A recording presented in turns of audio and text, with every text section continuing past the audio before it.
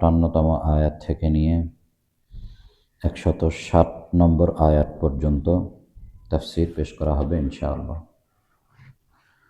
আউযু বিল্লাহি মিনাশ শাইতানির রাজীম। বিসমিল্লাহির রহমানির রহিম। ইন্নাস সাফা ওয়াল মারওয়াতা মিন শাআইরিল্লাহ ফামান হাজ্জাল বাইতা আও ই'তামারা ফালা জুনাহা আলাইহি আন ইয়াত্তাওয়াফা বিহিমা ওয়ামান তাতাওয়া খায়রান ফাইন্নাল্লাহা শাকিরুন আলিম। নিঃসন্দেহে সাফা এবং মারওয়া আল্লাহর নিদর্শনাবলীর অন্তর্ভুক্ত। সুতরাং যে ব্যক্তি বাইতুল্লাহর হজ অথবা উমরাহের নিয়ত করবে তার জন্য এ উভয়ে প্রদক্ষিণ করা, এ উভয়টির মাঝে প্রদক্ষিণ করার মধ্যে কোনো গুনাহ নেই এবং যে কোনো ভালো কাজ করল সে যেন জেনে রাখে যে নিঃসন্দেহে আল্লাহ তাআলা গুণগ্রাহী, সর্বজ্ঞ। এখানে আল্লাহ তাআলা সাফা এবং মারওয়া পাহাড় সম্পর্কে আলোচনা করেছেন। ইব্রাহিম আলাইহিস সালাম তার বিবি হাজেরা আলাইহিস সালামকে এবং শিশুপুত্র ইসমাঈল আলাইহিস সালামকে যখন আরবের সেই মক্কার মরুভূমিতে রেখে আসছিলেন, এরপরে যখন ইসমাঈল আলাইহিস সালামের পানির তীব্র পিপাসা হলো, সে সময় হাজেরা আলাইহিস সালাম বাচ্চার পানির জন্য দৌড়দৌড়ি করেছিলেন, এই পাহাড় থেকে ও পাহাড়ে, এখান থেকে ওখানে। তো সেটা ছিল সাফা পাহাড় থেকে মারওয়া পাহাড়ে, মারওয়া পাহাড় থেকে সাফা পাহাড়ে। এভাবে তিনি 7 বার সেখানে দৌড় দিয়েছিলেন। আর এটিই আল্লাহ তাআলার কাছে এতটা পছন্দনীয় হয়েছিল যে আল্লাহ তাআলা আমাদের এই উম্মতের জন্য, এমনকি ইব্রাহিম আলাইহিস সালামের সে সময় যে আমল ছিল সে আমলেরও অন্তর্ভুক্ত করে দিয়েছেন। সাফা মারওয়া পাহাড়ে সাই করা ওয়াজিব। তো এই আমল আল্লাহ তাআলা আমাদের জন্য দান করেছেন এবং এই পাহাড় দুটিকে আল্লাহ তাআলা নিদর্শনাবলীর অন্তর্ভুক্ত বলেছেন। শিআর ইসলামের অন্যতম গুরুত্বপূর্ণ একটি বিষয়, বহুবচন শাআইর। শিআর মানে হচ্ছে নিদর্শন। তো ইসলামের নিদর্শনাবলীর মধ্যে অনেক আমল রয়েছে, অনেক জায়গা রয়েছে, বস্তু রয়েছে, যেমন সাফা, মারওয়া, মিনা, মুজদালাফা, আরাফা, এই সকল জায়গাগুলো আল্লাহ তাআলার নিদর্শনাবলীর অন্তর্ভুক্ত। আমলের মধ্যেও অনেক নিদর্শন আছে, যেমন দাড়ি রাখা, এটা ইসলামের শিআরের অন্তর্ভুক্ত। এরপরে কুরবানি করা, কুরবানির জন্তু ইসলামের শিআরের অন্তর্ভুক্ত। এই জাতীয় অনেক শিআর রয়েছে, নিদর্শন রয়েছে, যে সকল নিদর্শনাবলীর মাধ্যমে মানুষ বুঝতে পারবে যে উনি হচ্ছে একজন মুসলিম। ওনার কার্যক্রম, ওনার আমলের দ্বারা বোঝা যাচ্ছে উনি একজন মুসলমান। জামাতের সাথে নামাজ আদায় করা, ঈদের নামাজ খোলাখুলিভাবে খোলা ময়দানে আদায় করা, এগুলো হচ্ছে ইসলামের শিআর, ইসলামের নিদর্শনাবলীর অন্তর্ভুক্ত, যার দ্বারা যারা অমুসলিম আছে, বিধর্মী আছে, তারা যেন আমাদেরকে পৃথকভাবে বুঝতে পারে যে এরা হচ্ছে মুসলিম, এদের অবয়ব, এদের ইউনিফর্ম, এদের আমল, এদের কর্ম হচ্ছে এগুলো। স্বতন্ত্র করার জন্য, পৃথক করার জন্য কিছু নিদর্শন, কিছু সিম্বল আল্লাহ তাআলা দিয়েছেন, সেগুলোকে ইসলামের পরিভাষায় বলা হয়ে থাকে শিআর। তো এই শিআরের অনেক মর্যাদা রয়েছে। কিছু শিআর ফরজ পর্যায়ের, ওয়াজিব পর্যায়ের, সুন্নতে মুআক্কাদা পর্যায়ের, কিছু শিআর রয়েছে নফল পর্যায়ের। তো প্রত্যেকটা যে কোনো পর্যায়েরই হোক না কেন, শিআর হওয়ার কারণে সেটার মর্যাদা আল্লাহ তাআলার কাছে অনেক বেশি, গুরুত্ব অনেক বেশি। কারণ এটা বিধর্মীদের কাছে, বিজাতিদের কাছে নিদর্শন হিসেবে আল্লাহ তাআলা নির্ধারণ করেছেন। তারা আমাদেরকে বুঝতে পারবে যে এই নিদর্শনের দ্বারা যে এই লোকটা মুসলমান। এই কারণে ইসলামের শিআরের যথেষ্ট মর্যাদা রয়েছে। এরপর আল্লাহ তাআলা বলেন, যে ফামান হাজ্জাল বাইতা আও ইয়াতামারা, যে এই ঘরের হজ করবে অথবা ওমরা করবে, ফালা জুনাহা আলাইহি আন ইয়াত্তাওয়াফা বিহিমা, সে এই সাফা মারওয়া পাহাড়ে তাওয়াফ করতে তার কোনো গুনাহ নেই। তাওয়াফ অর্থ সাই করা, দৌড়াদৌড়ি করা, এখানে এটাই উদ্দেশ্য, প্রদক্ষিণ করা। তো এখানে আল্লাহ তাআলা কেন এই কথা বললেন, অথচ এটা তো আমাদের জন্য একটি ওয়াজিব, গুরুত্বপূর্ণ আমল, সাফা মারওয়ায় সাই করা, সেখানে কোনো গুনাহ নেই। এই কথার অর্থ হচ্ছে যে জাহিলিয়াতের সময় থাকতেই তারা সাফা মারওয়া সাই করত। তো সেই সময় তারা সাফা পাহাড়ে এবং মারওয়া পাহাড়ে দুটি মূর্তি রেখে দিয়েছিল, কেউ কেউ বলেন একাধিক মূর্তি রেখে দিয়েছিল। তো যখন তারা এই প্রদক্ষিণ করত, তখন ওই মূর্তিগুলোর সামনে মাথা নিচু করত বা ইশারা করত এবং সে চুম্বন করত, এবং তারা মনে করত মূলত এই মূর্তিগুলোর জন্যই আমাদের এই সাফা মারওয়া পাহাড়ে আমাদের দৌড়ঝাঁপ, আমরা যে তাওয়াফ করছি, সাই করছি, এটার জন্যই, এটা তারা মনে করত। তো ইসলাম গ্রহণ করার পরে যখন রাসূল সাল্লাল্লাহু আলাইহি ওয়াসাল্লাম এই সকল ওমরা করার আগে এগুলোকে উঠিয়ে দিয়েছিলেন, এই মূর্তিগুলোকে, কিন্তু তারপরেও সাহাবায়ে কেরামের অন্তরে এ কথার উদ্রেক হতো যে এর মধ্যে সাই করার দ্বারা কোনো গুনাহ হবে কিনা। কারণ যেহেতু পূর্ব থেকেই এটাকে জাহিলিয়াতের সময় এই যে মূর্তি ছিল, সেই মূর্তির একটা প্রভাব, এবং এটাকে রাসূল সাল্লাল্লাহু আলাইহি ওয়াসাল্লাম অপছন্দ করতেন যে তারা সাফা মারওয়া পাহাড়ে সাই করতেন ওই মুশরিকরা। তো সেই যে মনে করার বিষয়টা, জাহিলিয়াতের আমলের যে বিষয়টা, সেটা মুসলমানদের অন্তরের মধ্যে ছিল যে এইখানে সাই করা কি ঠিক হবে কিনা, কারণ এখানে তো মূর্তি থাকতো।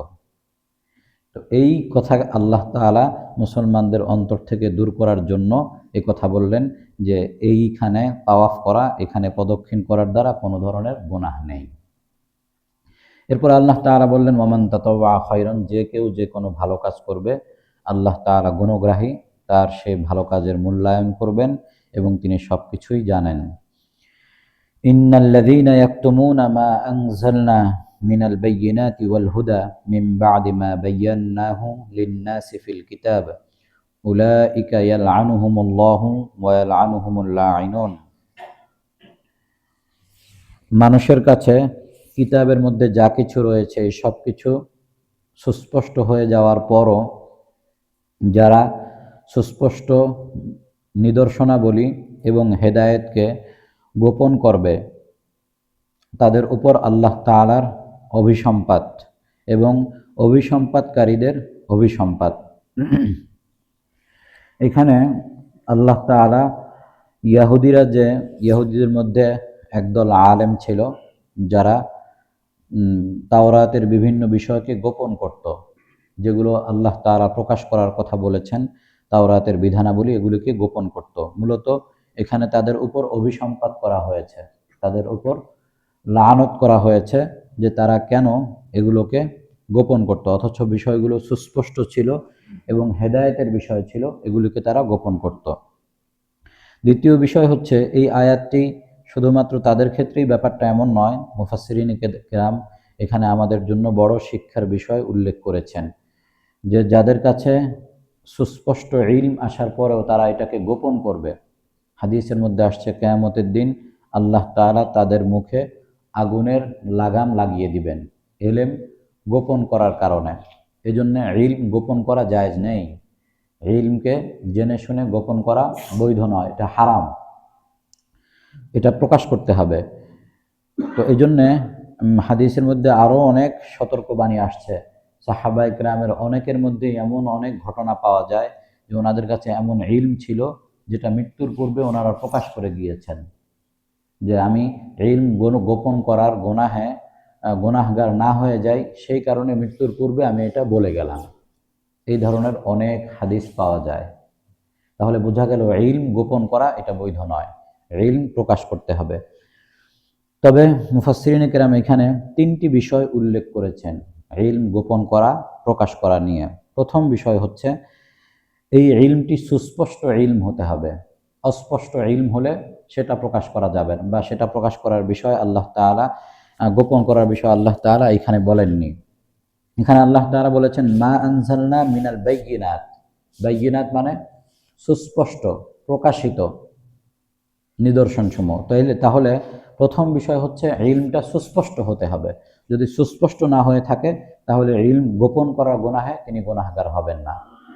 দ্বিতীয় হচ্ছে ইলমটা জরুরি হতে হবে, অর্থাৎ ওয়াল হুদা মিনাল বাইয়িনাতি ওয়াল হুদা, হেদায়েতের বিষয়, এটা জরুরি বিষয়। এটা যদি জরুরি না হয়ে থাকে তাহলে এটা গোপন করার দ্বারা সে ইলম গোপন করার গুনাহে গুনাহগার হবেন না।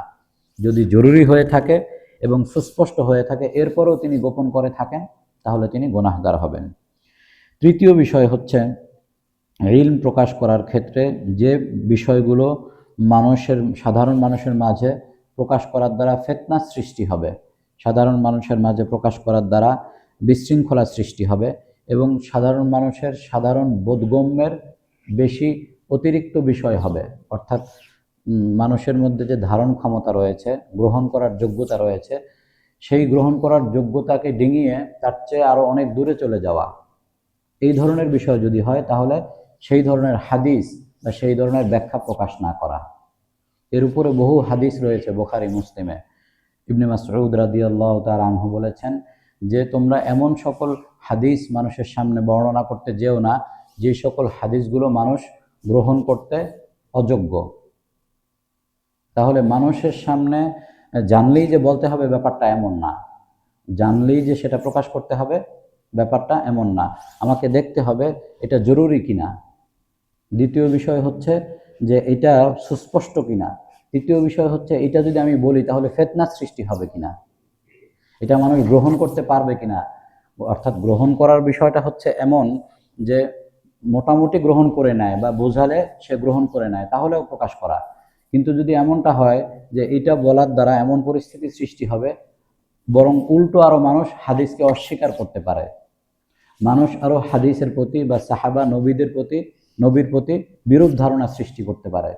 তাহলে যেহেতু ওই পর্যায়ে মানুষকে আমি এখনো নিতে পারি নাই, ওই পর্যায়ে ওই স্তরে মানুষকে পৌঁছাতে পারি নাই, তো সেই স্তরে না পৌঁছাই ওই স্তরের হাদিস প্রকাশ করে দেওয়া এটা উচিত না। আলী রাদিয়াল্লাহু তাআলা আনহুর সুস্পষ্ট এর উপরে হাদিস রয়েছে মুসলিম শরীফে। তিনি বলেছেন তোমরা কি মানুষের সামনে এমন সকল হাদিস প্রকাশ করতে চাও যার দ্বারা তোমাদের নবীর উপরে তারা বিরূপ ধারণা করে, নবীর উপরে মন্দ বিষয় উল্লেখ করে, এমন কথা কি মানুষের সামনে প্রকাশ করতে চাও?